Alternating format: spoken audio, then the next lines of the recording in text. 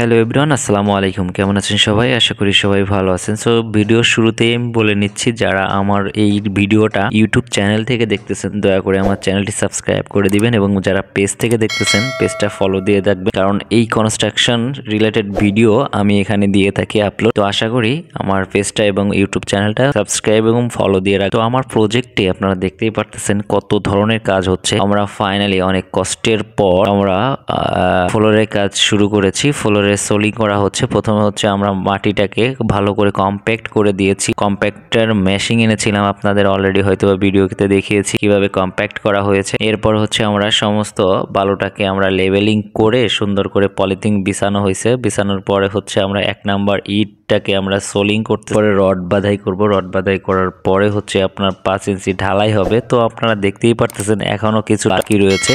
এখানে লেভেলিং করা হচ্ছে। আমাদের অর্ধেক পরিমাণ সোলিং করা কমপ্লিট, আর বাকি অর্ধেক হচ্ছে এখনও লেভেলিং করা হচ্ছে।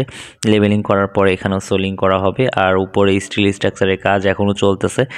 স্ট্রাকচার হয়ে গেছে, এখন হচ্ছে আপনার টিন বিছানোর কাজ চলতেছে ফোম নিচে দিয়ে। আমি দেখানোর চেষ্টা করব। সামনে আপনারা দেখতেই পারতেছেন এই সাইডটাতে আমাদের যে চারপাশে যে ওয়াল হবে, এই জন্য হচ্ছে স্টিল কলামের সাথে আমরা আরসিসি 6x8 এর একটা কলাম বানিয়েছি। এটা ঢালাই দেয়া হয়েছে।